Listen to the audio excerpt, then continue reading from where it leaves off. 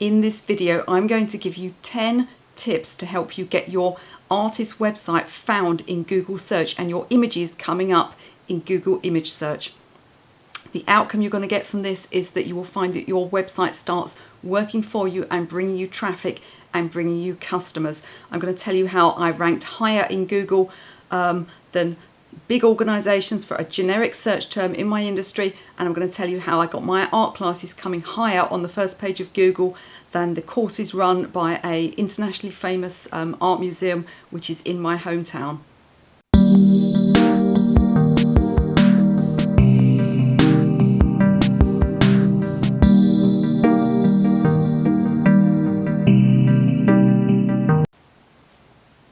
My name's Michelle. If you haven't found me before, do consider subscribing. On this channel you'll find art business advice and art tips, in particular watercolour painting tips, but some other mediums as well. Now, I don't know how it is where you live, but here in the UK nobody talks about vacuuming their house when their carpets are dirty. People talk about hoovering their house. And Hoover obviously is a manufacturer's name. And what's happened is that Hoover has become so insidious that we just don't even think about vacuuming anymore. We talk about hoovering. Now I'm betting for you it's the same with Google search. So do you talk about doing an internet search, or do you talk about Googling something? Chances are you say I'll Google that, you don't say I'll internet search for that.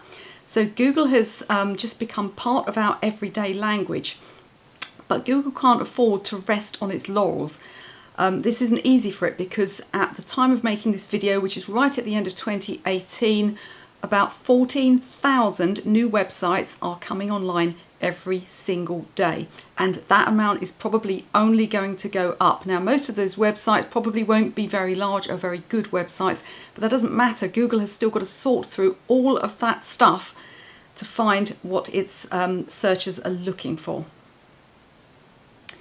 Now, in the past, if you used the right tags, then you could get your website ranked in Google. It is no longer that easy. Google has become much, much better and much more sophisticated than you would ever imagine at ranking websites. So it's no longer using just text. It's now using image recognition technology. That's in its infancy at the time of making this video, but that's going to be becoming more and more important. It was a case once upon a time that Google couldn't see any of your images. It's starting to be able to see your images. The other thing it's starting to use is sound. Facebook is also using sound, as is YouTube.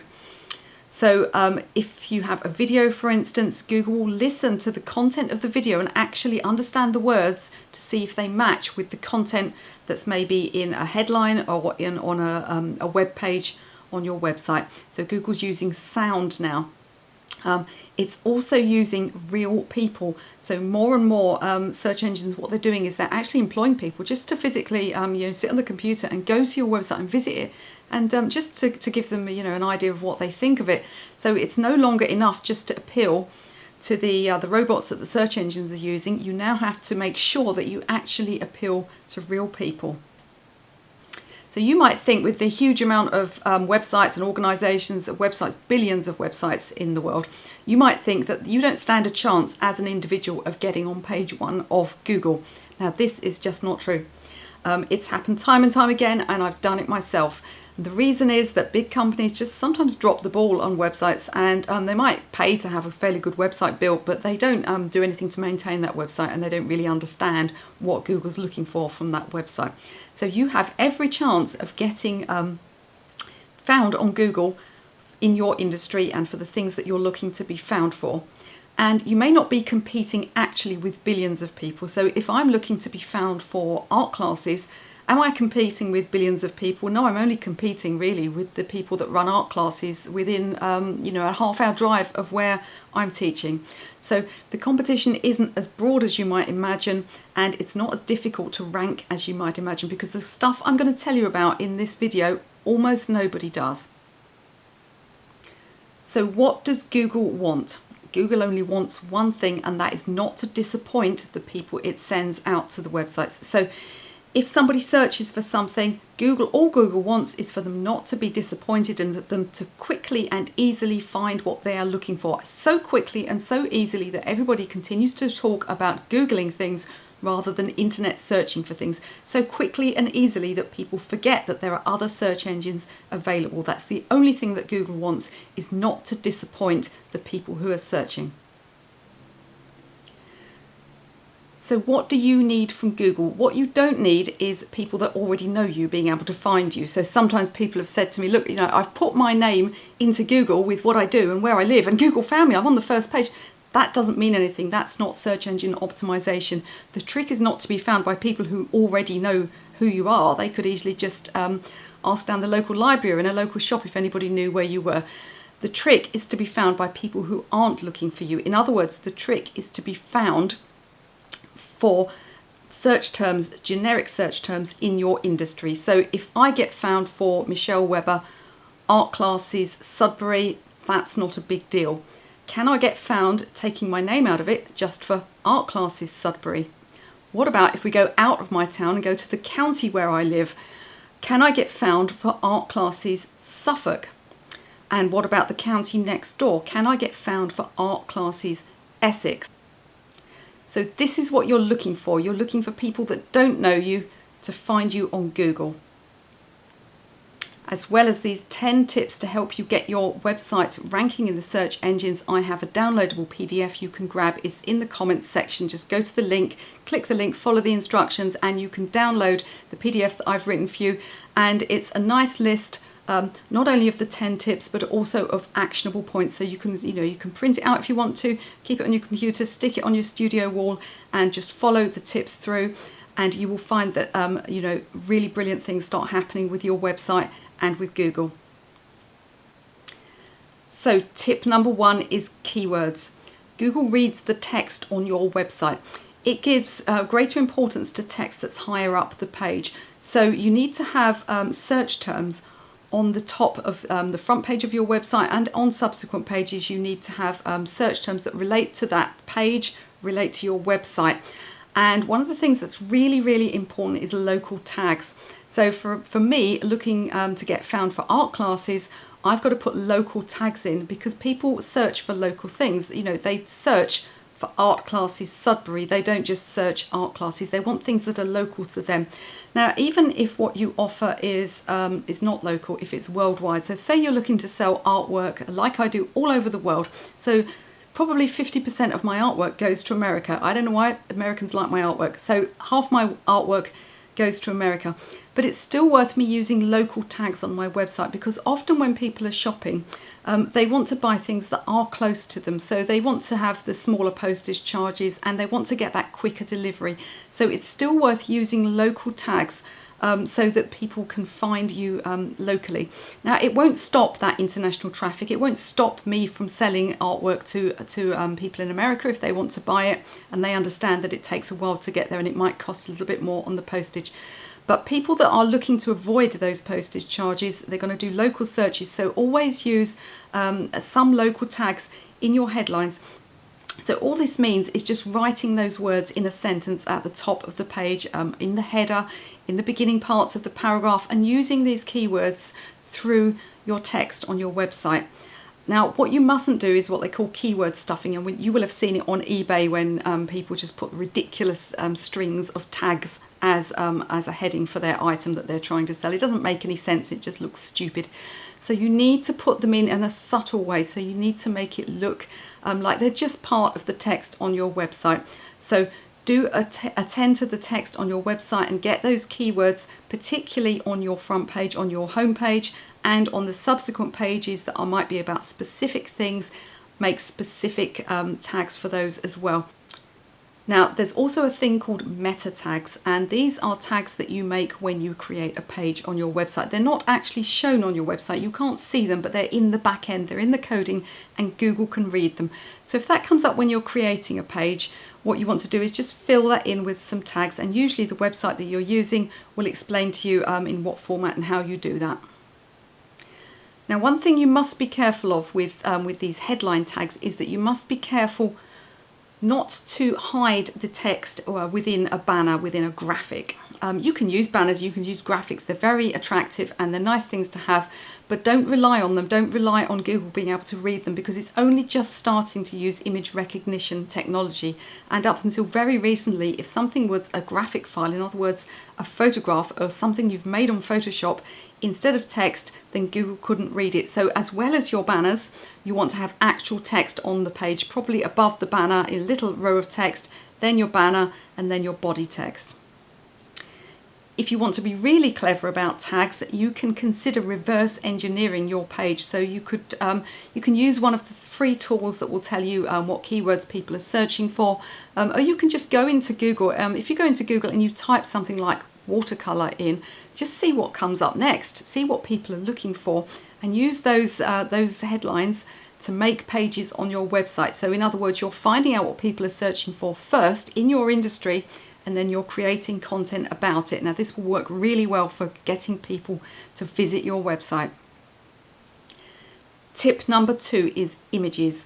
Now in your industry, and I'm talking mostly to artists here, I imagine, in your industry, people are doing image searches. Now, if somebody's looking for art classes, they're going to be using Google search, but if they're searching for buying artwork, they will be using image search. And it's not just artists that this happens to. If you make jewelry, if you're a crafter, you know, even sometimes people selling cars and furniture, people will prefer to do an image search, because if what you're selling, it's really important how it looks, people are going to image search for it rather than Google search for it. So I'm going to tell you how to get your images to come up in Google search. So if you upload directly from your camera, so you take a picture of your painting and you upload it, and the file name is something like 0347.jpg. Google can't see that. Google doesn't know what that image is. It's using the file name to try and figure out what it is. So if you actually want to get found, you need to change the file name to something that Google understands. So I have a painting of a place called Southwold Lighthouse, and I'm not going to upload that to Google with just the the camera, the file name that the camera's given it, because then Google won't find it. What I want is people that are searching for a painting of that lighthouse for it to come up in their image search. And the way I do this is by changing the file name. So I'm going to get a selection of tags that I think people might be searching for. So you need to put yourself in the mind of the people searching and think, what are they looking for? So they'd probably be looking for original painting, maybe watercolour or oil painting. And they'll have the name of the place. They'll look for Southwold Lighthouse. And you also want to put perhaps the country where you are in UK. Obviously, if you're in the USA, put US or USA. So you really need to adequately describe what that is. It could be, I have a painting of purple irises, so I could put botanical, flowers, painting, original, artwork, purple. Now you see how this works. People are often searching for place names, and they're often searching for colours, and they're often searching for specific subjects or specific mediums. So you need to get those words in the file name before you upload it.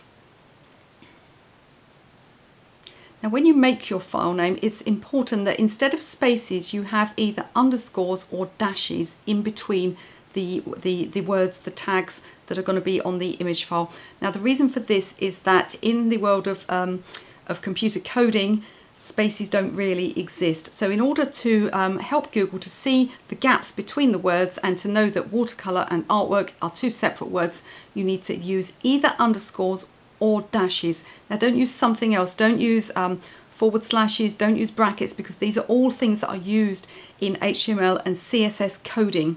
So you need your keywords to actually be spaced apart with either dashes or underscores.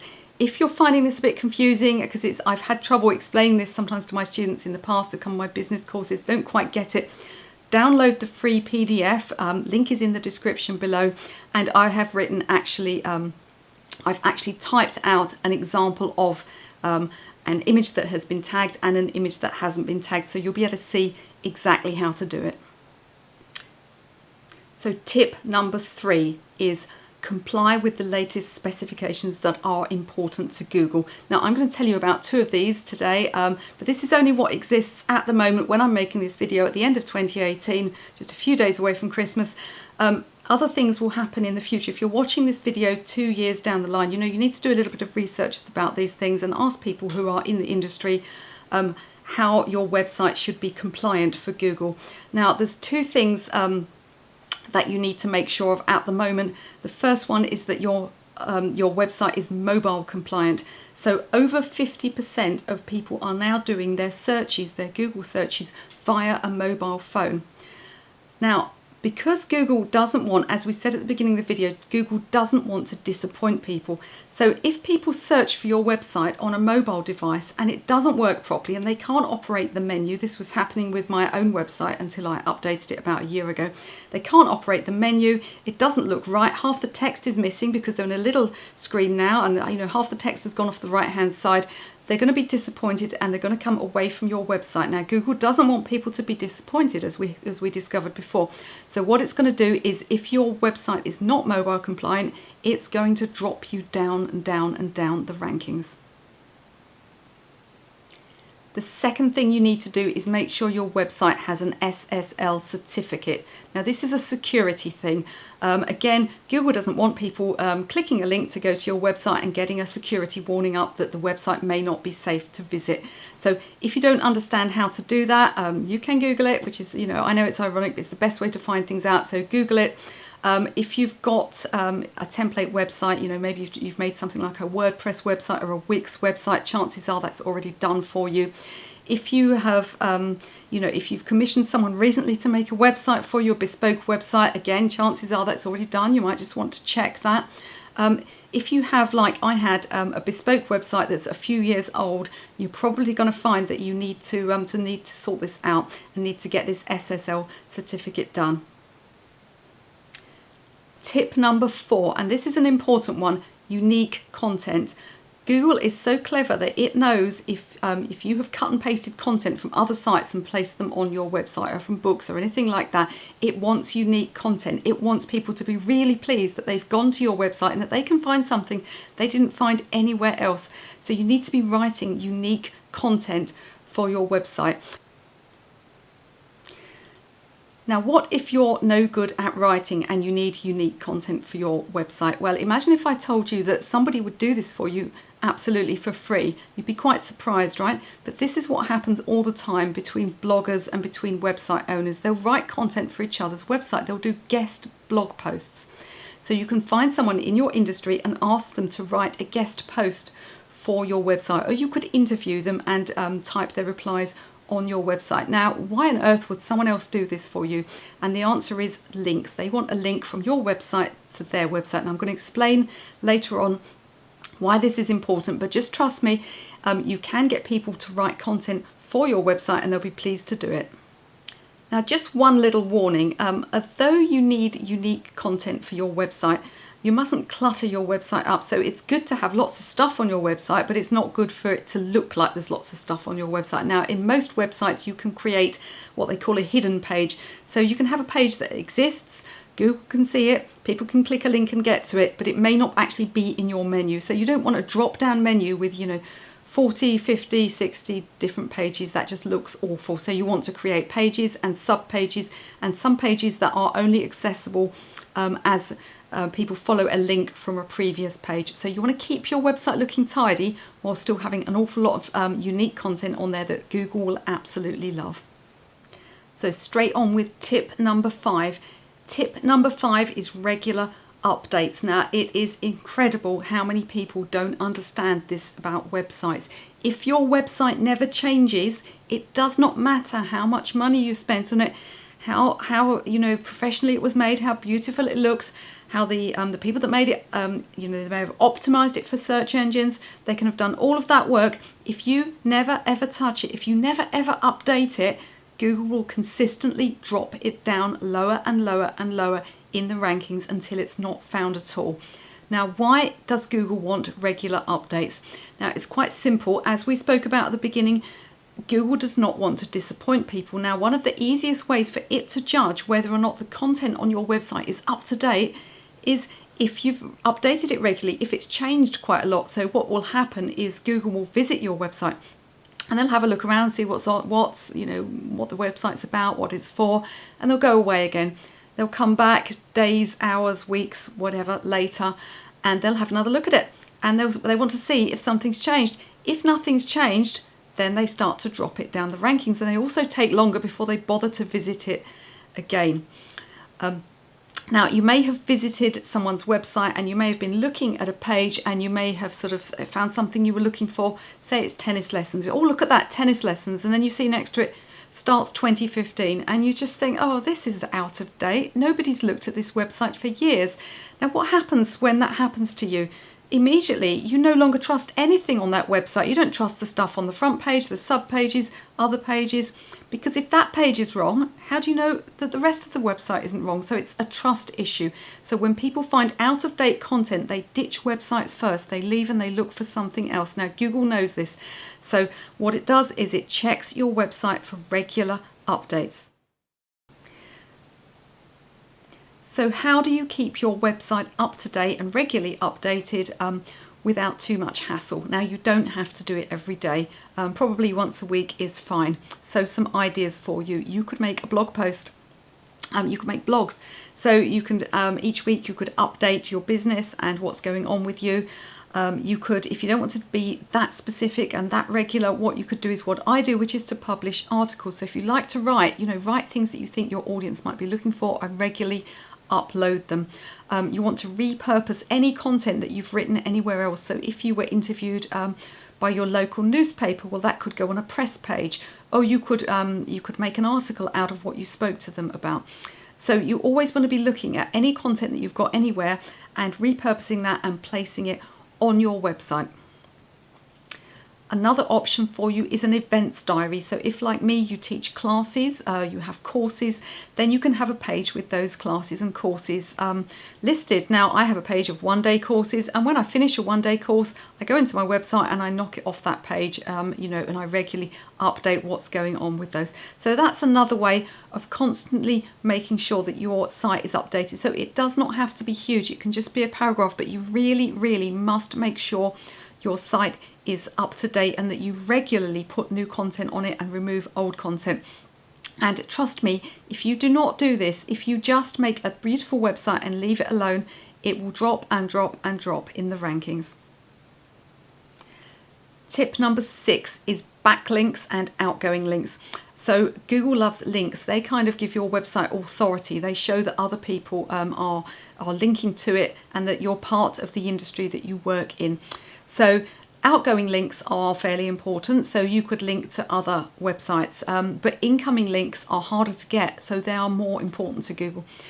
For example, I could link out to the Tate Modern Art Gallery. That would be great, okay? But imagine if the Tate Modern Art Gallery linked to me. That would be huge, and Google would think, wow, this is a really important artist because the gallery is linking to her. Now, that's never going to happen, but it's just an example for you to see. The incoming links are important. Now, they must be industry specific. So if, for instance, you have a friend who makes surfboards and you get him to link his website to yours, it's going to do nothing for you. So these need to be either other websites within your industry, or they need to be sort of generic news agency type things. So if you're in a magazine, for example, or if you're in a business paper, something like that, or even one of these local search directories that have local businesses on, that's a good place to get a link to your site as well. Now, you want to take every opportunity to get links from other sites that are up in your industry to your site. Now, one of the best places to do this is professional memberships. So if you are a member of an art society, you'll probably find that they have a facility on their website where you can have a profile page.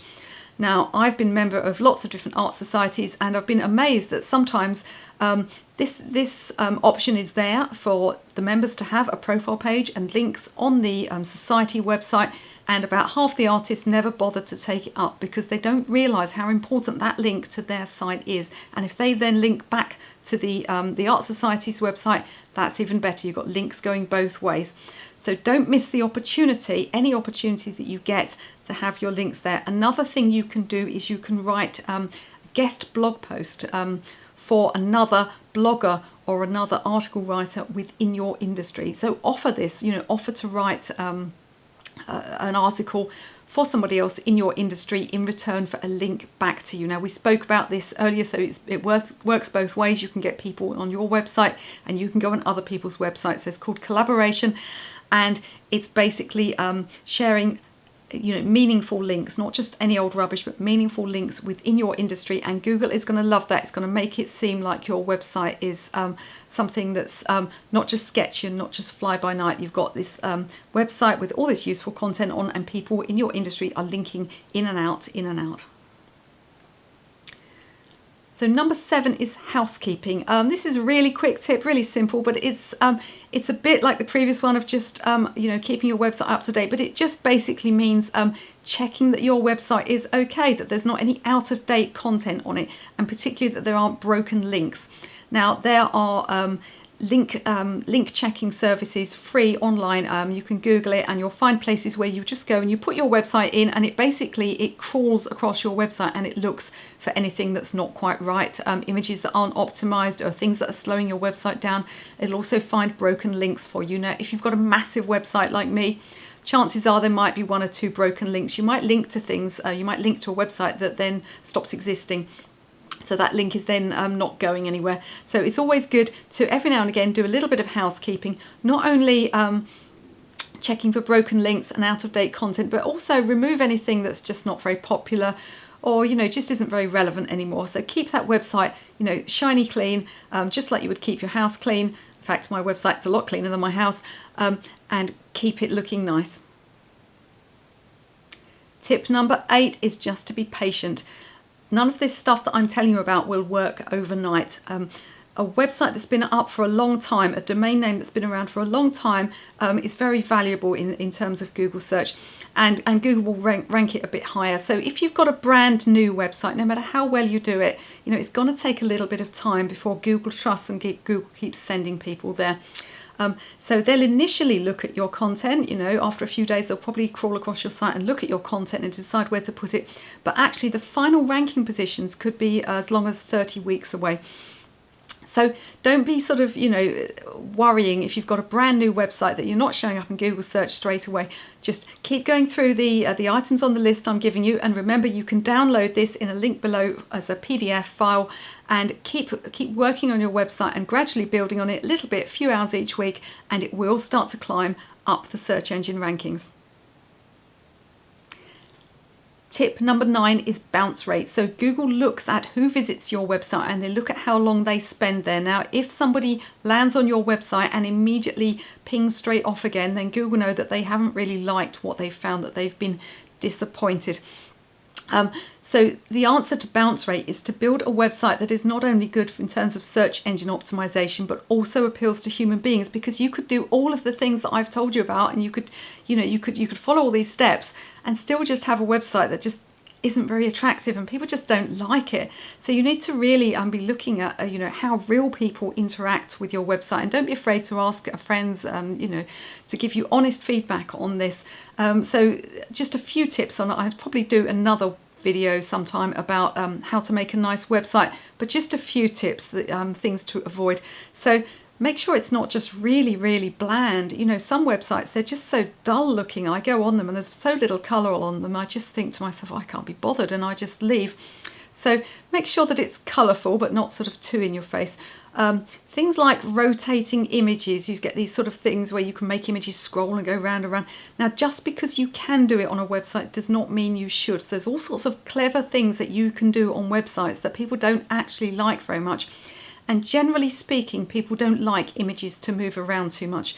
They also don't like black or dark backgrounds with light text. There is a reason that books are white paper with dark text, and it's been the case since the time of the Egyptians when they were writing on parchment, dark on light. If you swap it around the other way, it's okay for a little graphic or something, or a little thumbnail, but if you swap it around for the main body of your text and put light text on a dark background, people are going to find it very hard to look at, and it gives you eye strain. So you don't want to do that either. That's not a good thing to do. Now, the exception to the rotating images is video. People do like videos, so if you want to have a video on your homepage, videos on other pages, then that's fine. You can have embed a short video on your homepage perhaps. I'm talking about static images, as it were, that just kind of somehow have been made to move about the screen. People don't tend to like those very much. So always remember that no matter how clever you are with tags and with image optimization and all of these things, you are building your website for human beings, and it must be attractive to human beings, and it must be easy to use and easy to navigate, and it must have really helpful content on it, and then you'll get lots of visitors and they won't be bouncing straight off, and so Google will see that you've got a really good bounce rate instead of a really poor one. So tip number 10 is to install Google Analytics on your website. So this is a service that is free from Google. It won't cost you any money, just a little bit of fiddling around. You can just Google it, follow the instructions, and what you do is you put a little bit of the text that is generated when you set up an account. You need a Google account. Most of you have probably already got that, but you need a Google account. You follow a few instructions and it will generate a piece of code that you place in the HTML in your website. So if you can't do it yourself, there are various people that will help you do that. You would look first of all towards your hosting company. If you've got a template website, there are probably instructions online how to do it, and just follow it step by step. Now what Google Analytics does then is it tracks everything. So you can go onto your Google Analytics account and you can see who is visiting your website. You can see which pages they like best, which pages they're landing on. You can see the route by which they travel around your website and what they're doing on your website. You can see things like what sex they are, what age they are, which country they live in. Okay, so you can get a huge amount of really useful information, particularly if you're going to use something like Facebook ads. You can start to target who you know to be your customers. So you need to remember that traffic is not customers and traffic is not sales. You might think you have no visitors to your website, but do you know? Maybe you've got lots of visitors to your website and maybe they're just not doing anything. I actually started, I didn't even realise until I looked at my Google Analytics, I was coming top of Google. I mean, not just on the front page, but the first item on Google for a really generic term, which was basic watercolour facts, and I think even just watercolour facts, I was coming top for that, and loads of monthly traffic was coming to that page, but they weren't doing anything. I hadn't given them anything to do. So you want to use your Google Analytics to help you see what's popular with your visitors and then find something for them to do. Now, what do you want from people that visit your website? It's no point just attracting traffic if you don't give them anything to do. So do you want them perhaps to sign up for an email mailing list? Would you like to offer them a free trial of a product or a service? You know, perhaps you'd like to offer them a free art class. Are you going to try and sell them something? You know, there's nothing wrong with selling. It doesn't want to be the only thing. It doesn't want to be, you know, your whole website shouldn't scream, you know, buy this, buy this, buy this. So there's all sorts of things that you can use these for, and these are called calls to action. So people tend not to take actions unless they're told to do them, which sounds really silly because we're all adults and you think we'd make our own decisions, but it's been proven that if you give people a simple instruction like this video, do like this video please, then they're more likely to follow the instruction. So whatever you want those people to are visiting that specific page on your website to do, you know, maybe you want them to join your Facebook group or like your Facebook page. Maybe you want them to tweet something for you. And maybe you want, like I said, for them to get into your email group so that you can then stay in touch with them, or to subscribe to you on YouTube. Please subscribe on YouTube. Any of these things. Okay, so what you want to do with your Google Analytics is use it very carefully and think about who's visiting your website and what you would like them to do, because there's no point following everything in this video and then just not using it for anything. So it's no point attracting all this traffic to your website if it doesn't do your business and yourself any good. So I have a bonus tip for you, and you'll find it in the downloadable PDF. I've linked to it in the YouTube description below. So click the link, follow the instructions, and I'll email it to you. You can keep it on your computer or print it out and put it on the wall. Start following these steps. You know, you don't have to do them all in one day. Just start following the steps, and gradually you will get more and more traffic to your website.